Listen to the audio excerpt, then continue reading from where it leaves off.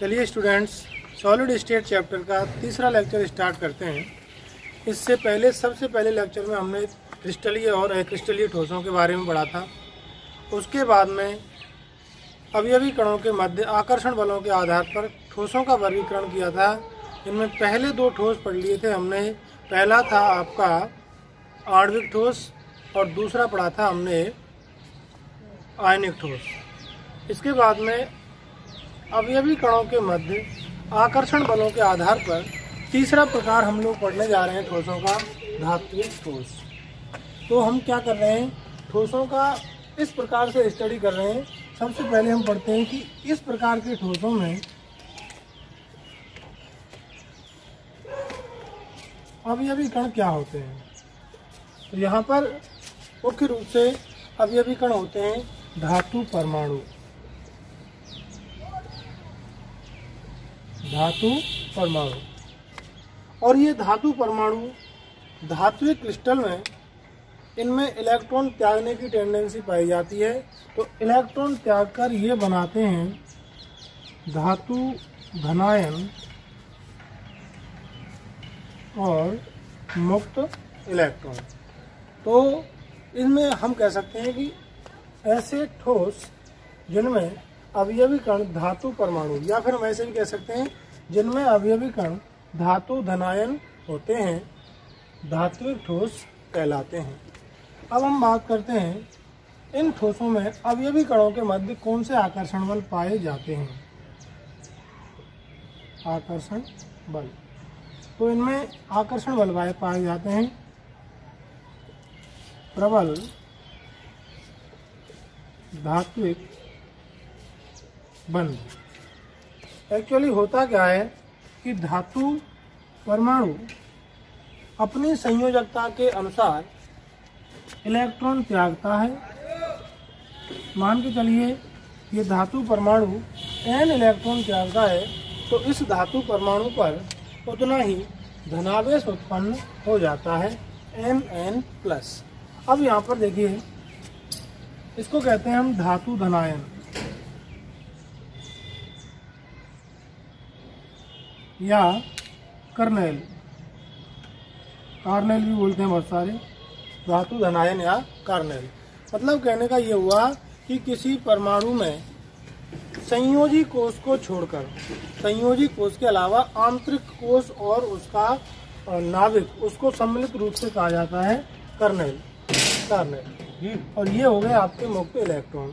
तो धात्विक ठोसों में क्या होते हैं, एक तो धातु धनायन होते हैं और मुक्त इलेक्ट्रॉन होते हैं। इस वाले स्ट्रक्चर को देखिए, ये जो धातु धनायन है Mn+, इसको मैंने पॉजिटिव से रिप्रेजेंट करा है। किससे रिप्रेजेंट करा है, पॉजिटिव से। पॉजिटिव का मतलब धातु धनायन कार्नेल।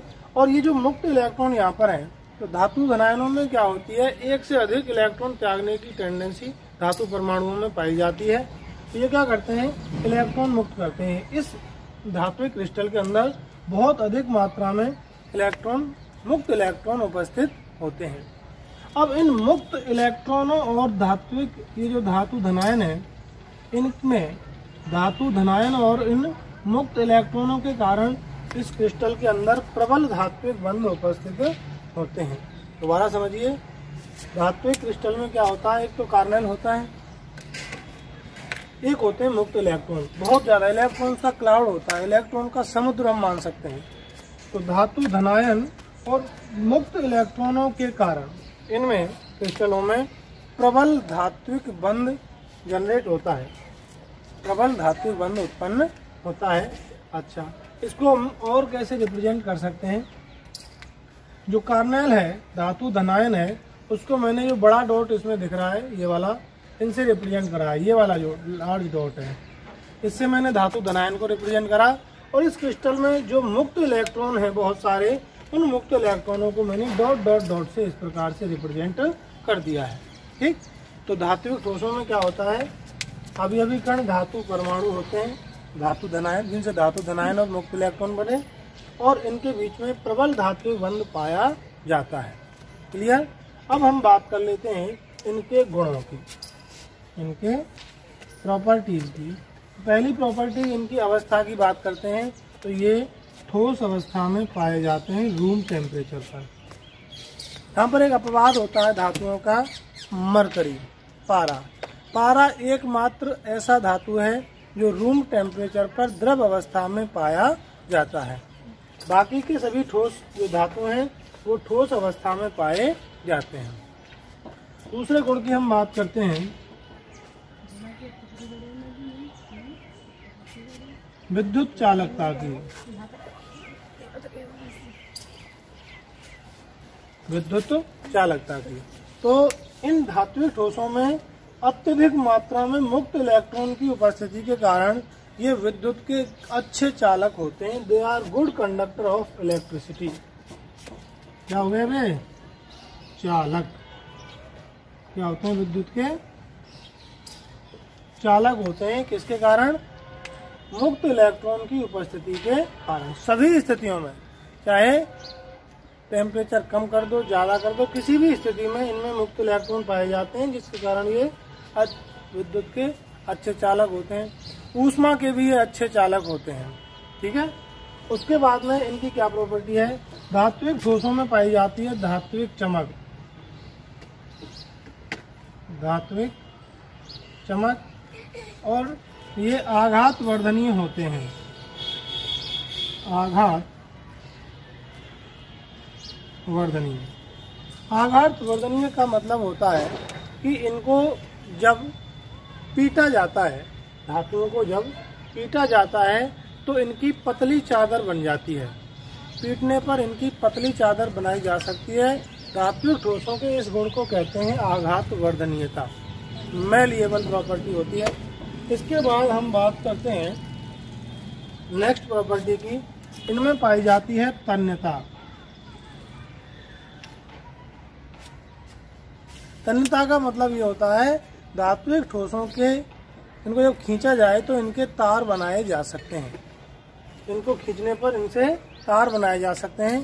जैसे मार्केट में कॉपर के, एल्युमिनियम के बहुत सारे तार मार्केट में आपको मिल जाते हैं। ठीक है। जैसे देखिए मैं इसको ले गया हूँ, ये रहा, ये एक वायर है और इस वायर में एल्युमिनियम के तार हैं। एल्युमिनियम, कॉपर, ये सभी क्या कॉपर के तार हैं, सॉरी। तो ये क्या है? तो कॉपर धातु ही तो है, इसके तार बने हुए हैं। ठीक। तो इनमें क्या पाई जाती है? तन्यता का गुण पाया जाता है। ठीक। उसके बाद में हम बात करते हैं गलनांक व क्वथनांक की।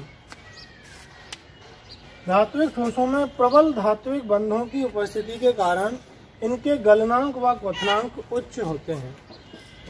प्रबल धात्विक बंध की उपस्थिति के कारण इनके गलनांक व क्वथनांक उच्च होते हैं।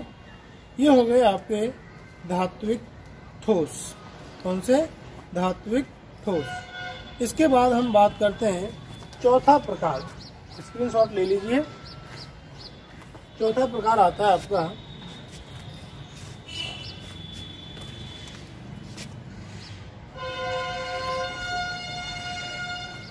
नेटवर्क या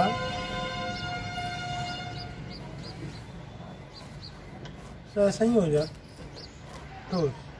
अच्छा, इनके एग्जाम्पल नहीं लिखा है। एग्जाम्पल इनके सभी धातुएं, सभी धातुएं जैसे copper, zinc, Ag, Au, Fe, cobalt etcetera. सभी धातुएं कौन से सॉलिड के अंदर आती हैं? धात्विक ठोसों की कैटेगरी में काउंट की जाती हैं। अच्छा, चौथे टाइप पर आ जाते हैं।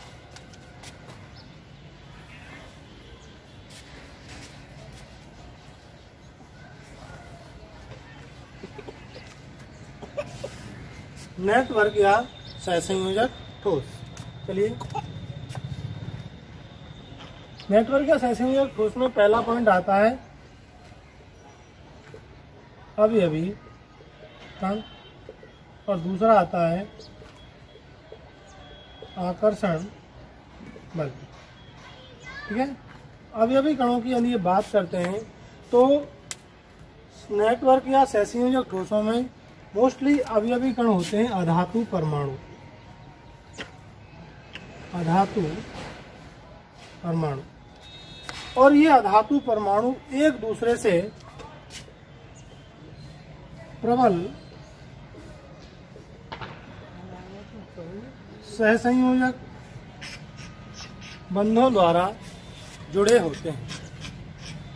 नेटवर्क या सहसंयोजक कोशों में क्या होता है, अधातु परमाणु एक दूसरे से प्रबल सहसंयोजक बंधों द्वारा जुड़कर एक विशाल क्रिस्टल का निर्माण करते हैं, एक विशाल जाल का निर्माण करते हैं।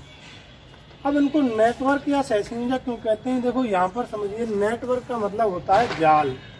नेटवर्क का मतलब होता है जाल। इनमें क्या होता है, ये जो अधातु परमाणु हैं परस्पर सहसंयोजक बंधों द्वारा जुड़कर एक छोटा अणु नहीं बनाते हैं, ये एक जायंट मॉलिक्यूल बनाते हैं, एक विशाल क्रिस्टल का निर्माण करते हैं, एक जाल नुमा क्रिस्टल का निर्माण कर लेते हैं, इसलिए इनको हमने कह दिया नेटवर्क ठोस। ठीक है। दूसरा, इसको क्या कहते हैं हम, सहसंयोजक ठोस। सहसंयोजक ठोस इनको इसलिए कहा जाता है क्योंकि ये जो नेटवर्क होता है, ये जो विशाल आणविक जाल होता है, उस जाल में जो अवयवी कण हैं अधातु परमाणु प्रबल सहसंयोजक बंधों द्वारा जुड़े होते हैं। सहसंयोजक बंधों की उपस्थिति के कारण इनको कहा जाता है सहसंयोजक ठोस।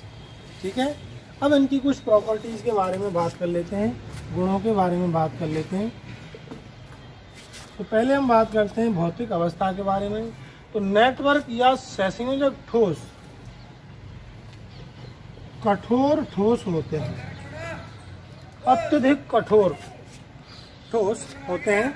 यहाँ पर एक अपवाद आता है ग्रेफाइट का, उन दोनों को अलग से डिस्कस करेंगे हम, हीरा और ग्रेफाइट को। तो इनका भौतिक गुण कौन सा होता है, ये कठोर ठोस होते हैं। ठीक है। गलनांक और क्वथनांक की बात करें, गलनांक व क्वथनांक, इनके गलनांक और क्वथनांक भी उच्च होते हैं। कैसे होते हैं, उच्च, इवन आप बहुत ज़्यादा होते हैं। जैसे ग्रेफाइट का गलनांक 3000 डिग्री सेल्सियस से भी ज़्यादा होता है, अति उच्च भी कह सकते हैं इसको, अति उच्च। हीरा हुआ, ग्रेफाइट हुआ, इनके गलनांक क्वथनांक बहुत ज़्यादा होते हैं। इसके बाद में हम बात करते हैं चालकता की। ये विद्युत के होते हैं कुचालक, सामान्यतः विद्युत के कुचालक होते हैं, लेकिन यहाँ पर एक अपवाद पाया जाता है ग्रेफाइट का, जो कि विद्युत का चालक होता है, वो भी डिस्कस करेंगे। इसमें एक मुक्त इलेक्ट्रॉन पाया जाता है, जिसके कारण ग्रेफाइट विद्युत का चालक होता है। ठीक है। तो ये हो गए आपके नेटवर्क या सहसंयोजक ठोस, ऐसे ठोस जिनमें अधातु परमाणु परस्पर प्रबल सहसंयोजक बंधों द्वारा जुड़कर एक विशाल जाल का निर्माण करते हैं, नेटवर्क या सहसंयोजक ठोस कहलाते हैं, जो कि अत्यधिक कठोर होते हैं, गलनांक क्वथनांक अति उच्च होते हैं और विद्युत के कुचालक होते हैं। ये इनकी प्रॉपर्टीज हो गई। अब हम बात कर लेते हैं इनके एग्जाम्पल्स की। इसमें पहला एग्जाम्पल हम ले रहे हैं, एग्जाम्पल में बताता हूँ पहले कौन कौन से हैं, जैसे हीरा, graphite, silicon carbide, aluminium nitride, ये सभी क्या हैं, नेटवर्क या सहसंयोजक ठोस। ठीक है। इसके बाद में हम क्वार्टज भी है इसका एग्जाम्पल। इसके बाद में हम सबसे पहले एग्जाम्पल दे रहे हैं हीरा, डायमंड। तो देखिए डायमंड में क्या होता है, प्रत्येक कार्बन परमाणु sp, देखो मैं एक बिंदु बना के ले रहा हूँ सभी को, इसमें प्रत्येक कार्बन परमाणु पर संकरण का पाया जाता है sp3। प्रत्येक कार्बन परमाणु का संकरण कौन सा होता है, sp3 संकरण होता है। क्यों, क्योंकि हीरे में प्रत्येक कार्बन परमाणु 4 अन्य कार्बन परमाणुओं से सहसंयोजक बंध के द्वारा जुड़कर एक चतुष्फलकीय ज्यामिति का निर्माण करता है। जैसे ये एक कार्बन परमाणु 4 अन्य कार्बन परमाणुओं से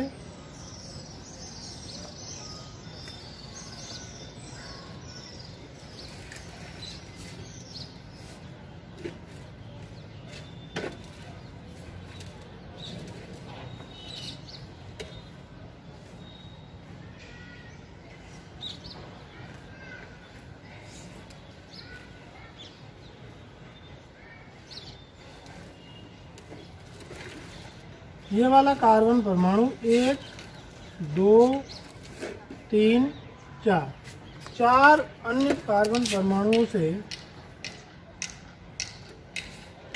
1 2 3 4 अन्य कार्बन परमाणुओं से सहसंयोजक बंध द्वारा जुड़कर एक चतुष्फलकीय ज्यामिति का निर्माण करता है। ठीक है। अच्छा, अब इसमें संकरण sp3 कैसे हुआ? तो संकरण का मैंने आप लोगों को फॉर्मूला बताया था, H = Lp + Bp, number of lone pair, number of bond pair electrons. तो हीरे में क्या होता है, कार्बन परमाणु अवयवी कण है, तो कार्बन परमाणु के संयोजी कोष में होते हैं 4 इलेक्ट्रॉन। इस कार्बन के संयोजी कोष में 4 इलेक्ट्रॉन थे और चारों इलेक्ट्रॉन 4 सहसंयोजक बंध बनाने में प्रयुक्त हो रहे हैं। तो इसमें का हीरे के अंदर Lp क्या हुए? 0। कार्बन में कितने लॉन पेयर हैं? 0 कार्बन परमाणु पर। बॉन्ड पेयर कितने बॉन्ड बना रहा है वो? 1 2 3 4 बॉन्ड पेयर बना रहा है। तो यहाँ पर क्या लिखेंगे? 4। तो क्या हुआ? 4। तो 4 के लिए संकरण कौन सा होगा? sp3। 4 sp3 संकरित होंगे, 1 s और 3 p। ठीक है। तो हीरे में पहला पॉइंट क्या हुआ? प्रत्येक कार्बन परमाणु sp3 संकरित अवस्था में पाया जाता है। दूसरा पॉइंट क्या हुआ? प्रत्येक कार्बन परमाणु 4 अन्य कार्बन परमाणुओं से चतुष्फलकीय संरचना में जुड़ा रहता है। ठीक है। टेट्राहेड्रल स्ट्रक्चर, ये भी ध्यान रखना है, चतुष्फलकीय संरचना। ठीक। इसके बाद हम बात करते हैं हीरे की चालकता की, विद्युत चालकता की। तो हीरे में क्या होता है, कार्बन के संयोजी कोष में 4 इलेक्ट्रॉन होते हैं और चारों इलेक्ट्रॉन यहाँ पर बंध बनाने में प्रयुक्त हो रहे हैं। तो इसमें एक भी इलेक्ट्रॉन मुक्त अवस्था में नहीं पाया जाता। तो मुक्त इलेक्ट्रॉन की अनुपस्थिति के कारण हीरा विद्युत का क्या होता है? विद्युत का कुचालक होता है। मुक्त इलेक्ट्रॉन की अनुपस्थिति के कारण हीरा विद्युत का कुचालक होता है। ठीक। उसके बाद में क्या होता है, प्रकृति में पाया जाने वाला अत्यधिक कठोर पदार्थ है। ये नेचुरली जो एलिमेंट पदार्थ हैं, प्राकृतिक रूप से जो पदार्थ पाए जाते हैं, उन पदार्थों में सबसे कठोरतम पदार्थ है। हालांकि मनुष्य ने आजकल हीरे से भी कठोर पदार्थ आजकल बना लिए हैं। जैसे सिलिकॉन कार्बाइड है, हीरे से भी कठोर होता है। ठीक। लेकिन हम प्राकृतिक पदार्थों की बात करें तो प्राकृतिक पदार्थों में हीरा कठोरतम पदार्थ है। ठीक। तो ये प्रकृति में पाया जाने वाला सबसे कठोरतम पदार्थ है। क्यों है? क्योंकि हीरे की जो संरचना है, इसमें प्रत्येक कार्बन परमाणु, ये वाला कार्बन इन 4 से जुड़ रहा है, ये वाला कार्बन अन्य 4 से जुड़ेगा चतुष्फलकीय संरचना में, ये अन्य 4 से जुड़ेगा, ये अन्य 4 से जुड़ेगा। तो इस प्रकार से एक विशाल जटिल क्रिस्टल का निर्माण होता है। ठीक है। तो ये हो गया आपका, ये प्रकृति में पाया जाने वाला सबसे कठोरतम पदार्थ है। उसके हम बात करते हैं हीरे के अपवर्तनांक की। हीरे का अपवर्तनांक सर्वाधिक होता है। ठीक है। ये हो गया हीरे के बारे में सारे जो आपका नेटवर्क ठोस है, सहसंयोजक ठोस हीरा, ये इसके गुण हो गए। हीरे में प्रत्येक कार्बन परमाणु sp3 संकरित अवस्था में होता है। 4 अन्य कार्बन परमाणुओं से सहसंयोजक बंधों द्वारा जुड़ा होता है। विद्युत का कुचालक होता है, किसके कारण? मुक्त इलेक्ट्रॉन की उपस्थिति के कारण। कठोरतम पदार्थ है। अच्छा, कठोरतम पदार्थ होने के कारण हीरे का उपयोग बहुत ज्यादा मात्रा में किया जाता है। जैसे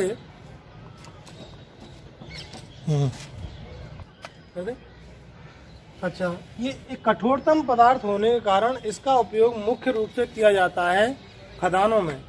खदानों में जो ड्रिल मशीन होती है, उसकी बिट बनाने में हीरे का उपयोग किया जाता है, क्योंकि ये कठोरतम पदार्थ है। वो काटने के लिए, पत्थरों को काटने में इसका उपयोग किया जाता है। आभूषण बनाने में इसका रिफ्रैक्सिव इंडेक्स अधिक होने के कारण इसमें चमक होती है, इसलिए इसका उपयोग आभूषण बनाने में किया जाता है, ज्वेलरी में। और आँख के मोतिया बिंद को काटने में भी हीरे का उपयोग किया जाता है। अच्छा, इसके बाद में दूसरे टाइप के आपके जो कंपाउंड नेटवर्क ठोस हैं, दूसरा एग्जांपल लेते हैं आप ग्रेफाइट।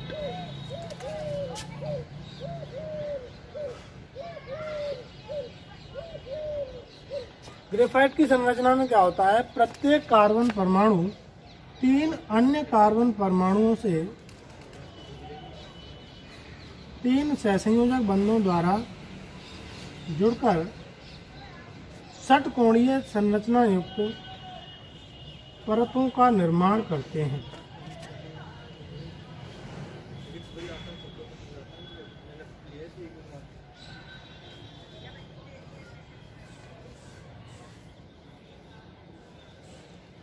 इसको देखिए, एक परत हो गई। हीरे की संरचना में क्या होता है, मान के चलिए इस वाले कार्बन परमाणु को लेते हैं। ये वाला कार्बन परमाणु 1 2 3, प्रत्येक कार्बन परमाणु 3 अन्य कार्बन परमाणुओं से प्रबल सहसंयोजक बंधों द्वारा जुड़कर षटकोणीय संरचना युक्त, इसको देखिए यहाँ पर षटकोणीय आकृति बन रही है, आपको हेक्सागोनल स्ट्रक्चर दिखाई दे रहे हैं सभी में। इस प्रकार से षटकोणीय संरचना युक्त एक परत का निर्माण करता है। एक परत हो गई पूरी, इसकी ग्रेफाइट में एक परत हो गई। अच्छा, इसी प्रकार से क्या होगा, ग्रेफाइट की दूसरी परत होगी। चलो यहाँ पर दूसरी परत बना लेते हैं।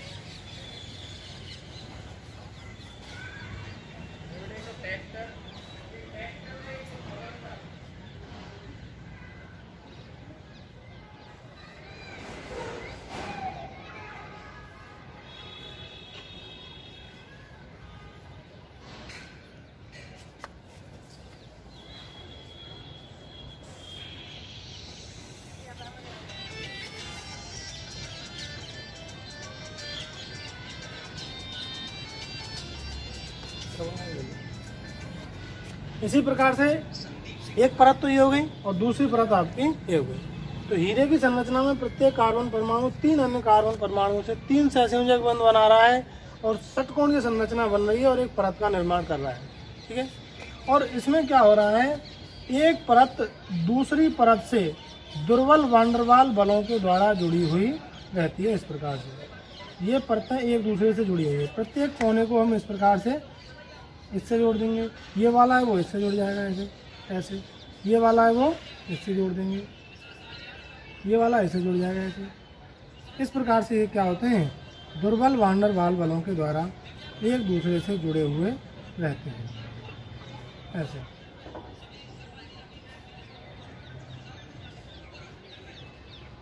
इस प्रकार से, ठीक। तो इसमें क्या होता है ग्रेफाइट की संरचना में, अब ध्यान से समझना। अब इसके गुणों के बारे में बात करते हैं हम। ये संरचना हो गई।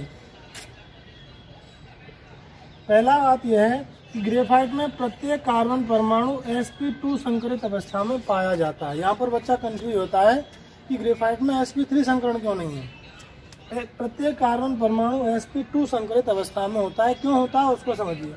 कार्बन के संयोजी कोष में कितने इलेक्ट्रॉन होते हैं, 4। 4 में से वो कितने बॉन्ड बना रहा है, 3। ठीक है, तो अब यहाँ पर देखिए H इक्वल टू क्या होगा, Lp plus Bp। Lone pair एकांकी इलेक्ट्रॉन युग्म कितने, कार्बन पर 4 इलेक्ट्रॉन थे, 4 में से 3 बंध बनाने में प्रयुक्त हो गए। 1 इलेक्ट्रॉन क्या है इसमें, मुक्त। एक ही इलेक्ट्रॉन तो मुक्त है, युग्म थोड़ी नहीं है, एकांकी इलेक्ट्रॉन युग्म नहीं है, मात्र 1 इलेक्ट्रॉन है। Lp कितना हुआ इसमें, 0। बॉन्ड पेयर साझे के इलेक्ट्रॉन युग्म कितने हैं, 1 2 3। बॉन्ड पेयर हो गए यहाँ पर 3, तो ये 3, तो कुल क्या आएगा टोटल 3। 3 के लिए संकरण कौन सा होगा, sp2।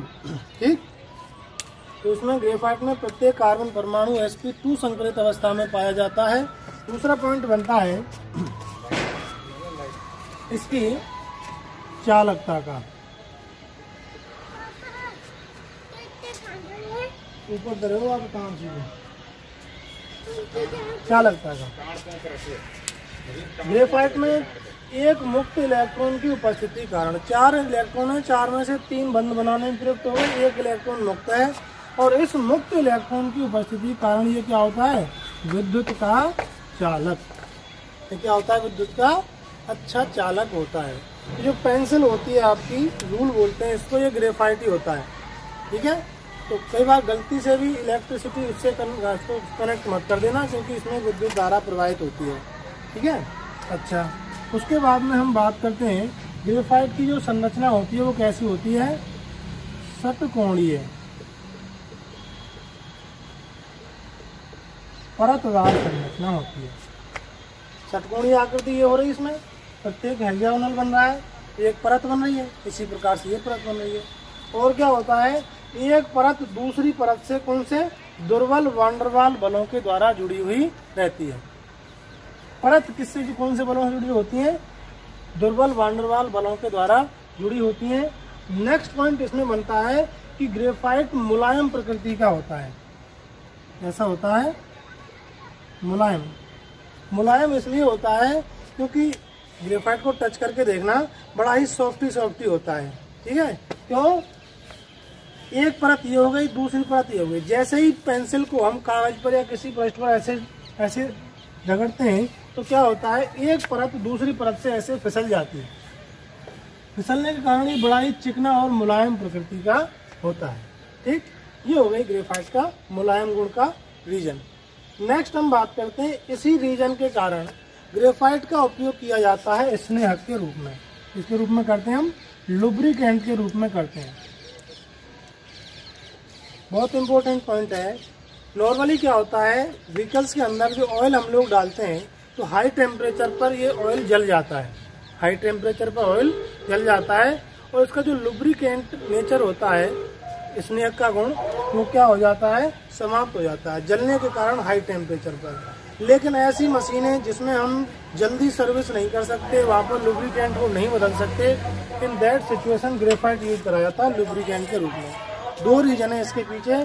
क्या रीजन है, पहला क्या है, ग्रेफाइट के गलनांक व क्वथनांक अति उच्च होते हैं। गलनांक और क्वथनांक अति उच्च होने के कारण, और दूसरा मुलायम गुण के कारण। 2 कारण, लुब्रिकेंट एक तो मुलायम नेचर के कारण और एक क्वथनांक उच्च होने के कारण, ये क्या होता है, इसको बहुत ही बारीक पीसकर मशीन जो है जहाँ पर हमें स्नेहक के रूप में इसको प्रयोग करना है, उस मशीन में डाल दिया जाता है। ठीक है, उच्च गलनांक के कारण और मुलायम प्रकृति के कारण ये व्हीकल को लुब्रिकेंट का नेचर प्रोवाइड कराता है। ऑयल के स्थान पर इसका प्रयोग किया जाता है, इसका ग्रेफाइट का। ये हो गया आपका नेटवर्क या सहसंयोजक ठोस। इसके बाद स्टार्ट करेंगे हम लोग क्रिस्टल जालक एवं एकक कोष्ठिका, crystal lattice and unit cell.